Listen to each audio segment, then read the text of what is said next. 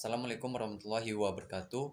Perkenalkan, nama saya Mariandi dengan MPN 2151020216, Prodi Perbankan Syariah kelas E. Di sini saya akan memenuhi tugas fikih muamalah dengan dosen pengampu Ibu Gina Ulfa. Di video ini saya akan menjelaskan MLN, asuransi syariah, produk-produk syariah, dan perbedaan saham konvensional dan saham syariah. Baiklah, yang pertama saya akan menjelaskan MLM. Apa itu MLM? MLM adalah strategi pemasaran yang berjenjang maupun berantai, di mana tenaga penjualnya yaitu sales tidak hanya mendapatkan kompensasi atau penjual yang dihasilkan, tetapi juga mendapatkan kompensasi atau hasil penjual sales lain yang mereka rekrut.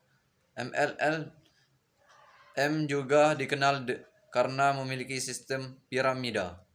Sebagaimana sistem penjualannya, dalam sistem piramida tersebut ada istilah anggota upline maupun downline, yaitu ketika orang melakukan penjualan produk sesuai dengan urutan rekrutan atau pendaftaran.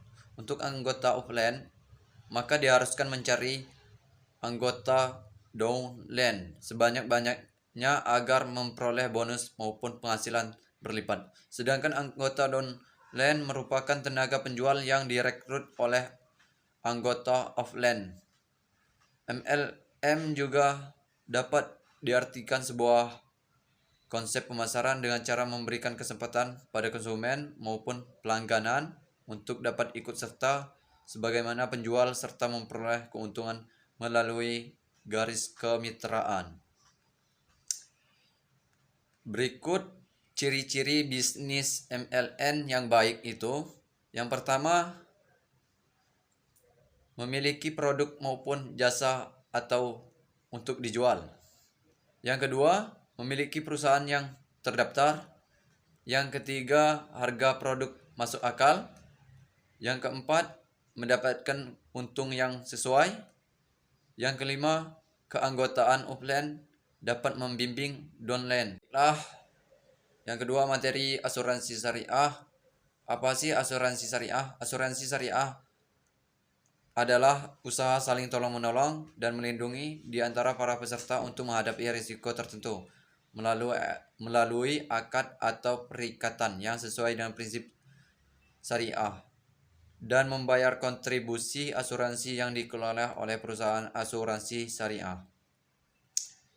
Perjanjian asuransi syariah itu memakai 4 akad. Yang pertama akad tabaru, yang kedua akad tijarah, yang ketiga akad wakalah bil ujrah, yang keempat akad mudaharabah mustarakah.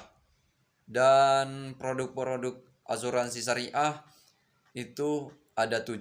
Yang pertama asuransi jiwa syariah, yang kedua asuransi pendidikan syariah, yang ketiga asuransi kesehatan syariah, yang keempat asuransi dengan investasi syariah, yang kelima asuransi kerugian syariah, yang keenam asuransi syariah berkelompok, yang ketujuh asuransi haji dan umrah. Selanjutnya perbedaan saham konvensional dan saham syariah.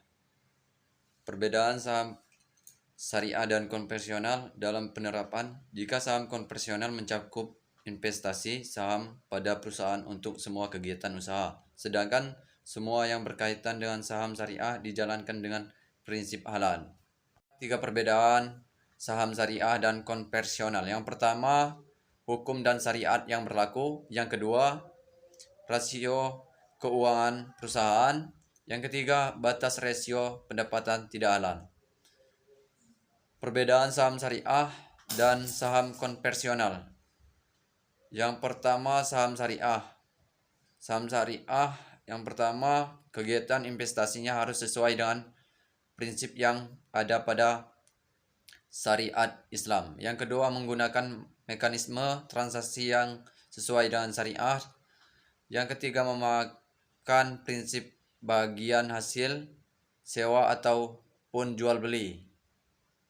Yang keempat, memiliki orientasi keuntungan yang tak hanya menguntungkan kedua belah pihak, namun juga baik dalam dunia dan akhirat. Yang kelima, menggunakan hubungan dengan bentuk mitra antara perusahaan dan nasabah.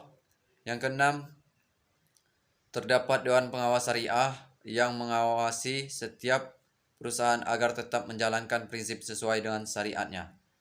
Sedangkan saham konvensional yang pertama bisa melakukan investasi pada perusahaan dengan semua jenis perusahaan.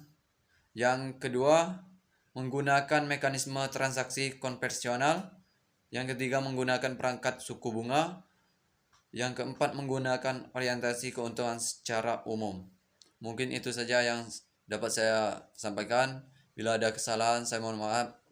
Saya akhiri. Wabillahi taufiq wal hidayah. Wassalamualaikum warahmatullahi wabarakatuh.